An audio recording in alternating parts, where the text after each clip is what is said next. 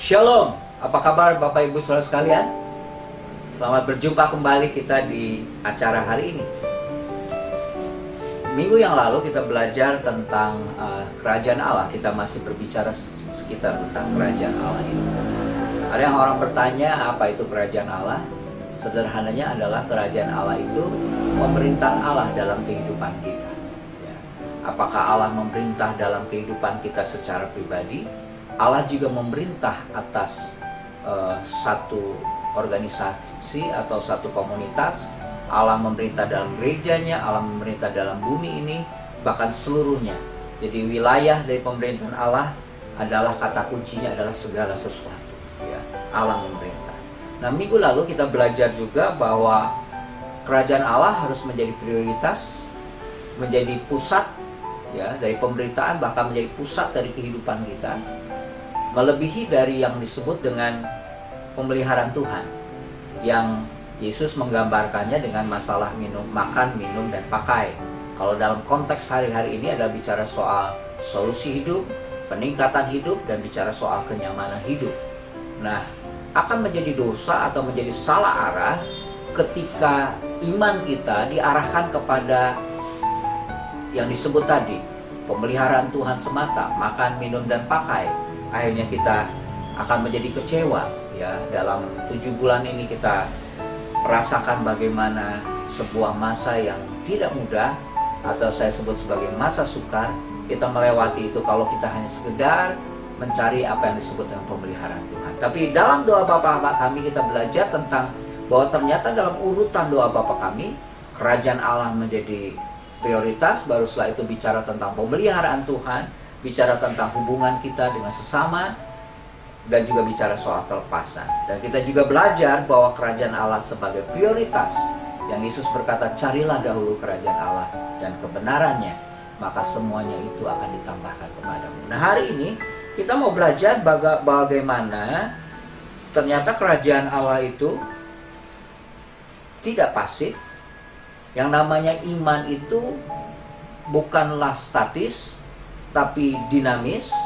Yang namanya iman itu bergerak, ya, progresif, bahkan ada yang disebut dengan yang namanya penerobosan. Bicara soal iman kita, ya. Nah, iman kita adalah bicara tentang pertumbuhan. Satu kali ketika Tuhan mengajarkan dalam Matius 13 bicara soal kerajaan Allah, Tuhan bicara tentang biji sesawi. Meskipun biji yang sangat kecil, paling kecil, tapi kalau dia bertumbuh, dia akan menjadi sebuah pohon yang besar, bahkan bisa menjadi berkat buat burung-burung atau hal-hal yang lain. Dikatakan bahwa ternyata yang namanya iman atau bicara tentang kerajaan Allah itu harus bertumbuh. Nah, bukan hanya bertumbuh, tapi mengalami yang namanya penerobosan. Ya. Dalam Matius 13, yuk kita baca bersama-sama dalam Matius 13. Kita baca dari ayat yang ke-3 sampai dengan ayat yang ke-8. Dan ia mengucapkan banyak hal dalam perumpamaan kepada mereka, katanya. Adalah seorang penabur keluar untuk menabur. Ada seorang penabur keluar untuk menabur. Pada waktu yang menabur, sebagian benih itu jatuh di pinggir jalan. Lalu datanglah burung-burung memakannya sampai habis. Sebagian jatuh di tanah yang berbatu-batu, yang tidak banyak tanahnya. Lalu benih itu pun segera tumbuh karena tanahnya tipis. Tetapi sesudah matahari terbit, layulah itu ia dan menjadi kering karena tidak berakar. Sebagian lagi jatuh di tengah semak duri. Lalu makin besarlah semak itu dan menghimpitnya sampai mati. Dan sebagian jatuh di tanah yang baik lalu berbuah. Ada yang 100 kali lipat, ada yang 60 kali lipat, dan ada yang 30 kali lipat. Siapa bertelinga, hendaklah ia mendengar. Yesus menjelaskan ada 4 macam tanah hati. Yang pertama tanah di pinggir jalan, yang kedua tanah berbatu, yang ketiga adalah tanah bersemak duri, yang keempat adalah tanah yang subur.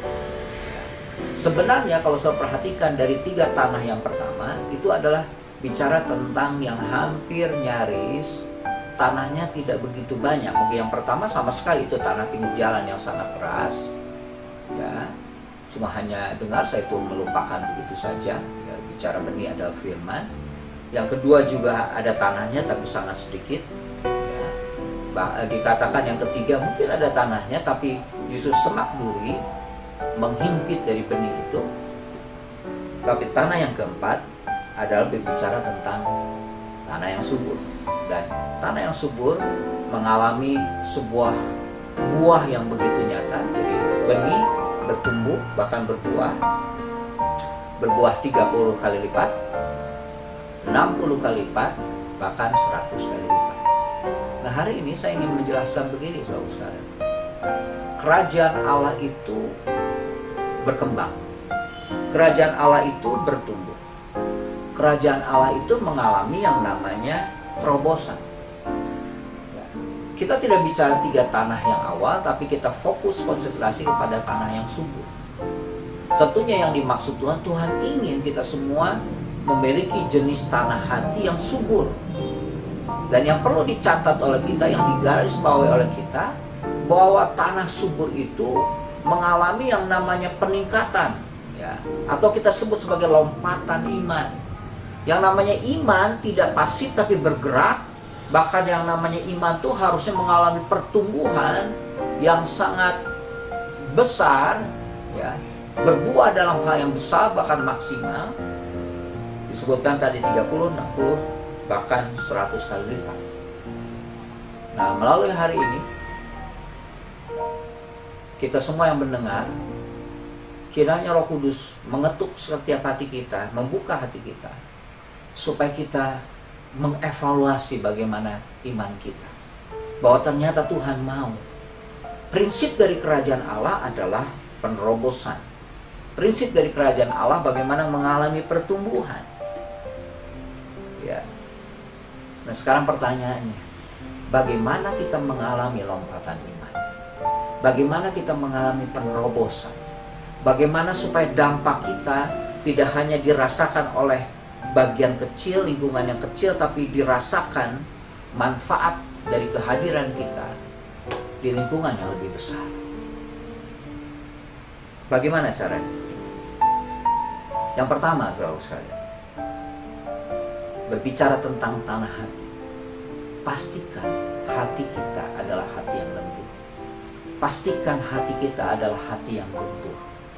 Pastikan hati kita punya hati yang hancur, hati yang lembut, tidak keras, tapi hati daging, bukan hati batu.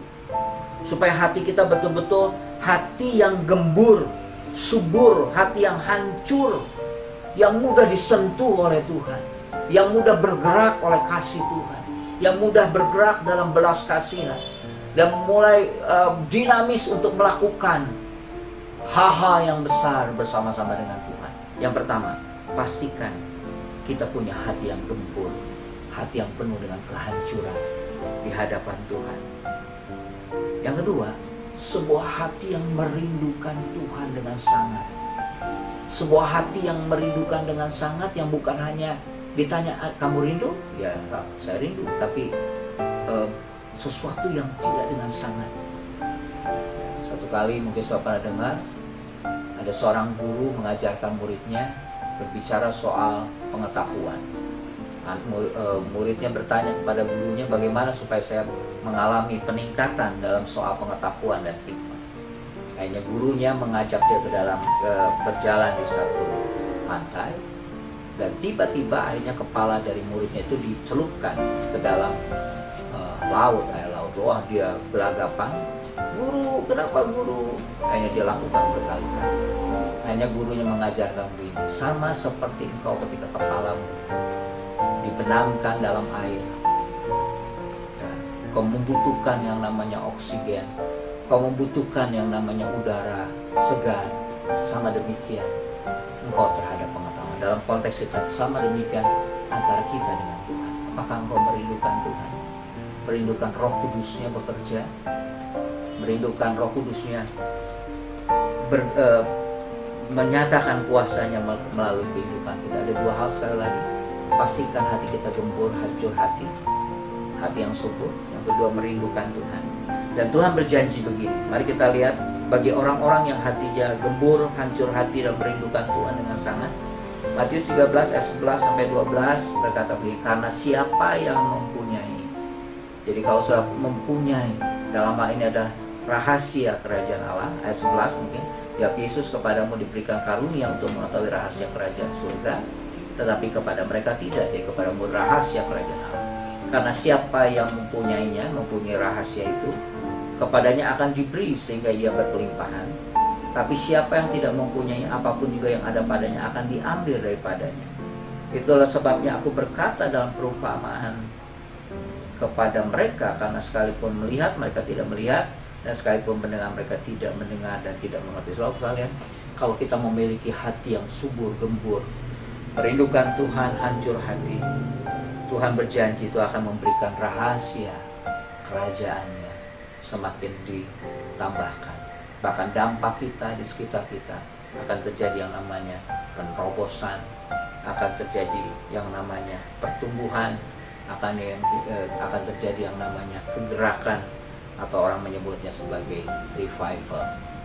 Tuhan memberkati. Mari kita berdoa. Bapa, terima kasih Tuhan menolong kami, biar kami boleh memiliki tanah hati yang subur, terjadi lompatan, terjadi dalam hal buah 30, 60, 100 kali lipat. Bahkan Tuhan, dampak kami, pengaruh kami di sekitar kami betul-betul bermanfaat bagi banyak orang.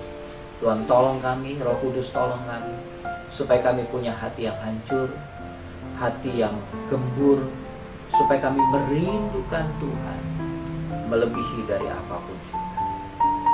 Terima kasih Tuhan, tolong kami supaya kerajaan-Mu menjadi semakin nyata dalam kehidupan kami. Pemerintahan-Mu, Engkau berdaulat dalam kehidupan kami. Dalam nama Tuhan Yesus, haleluya, amin. Tuhan memberkati.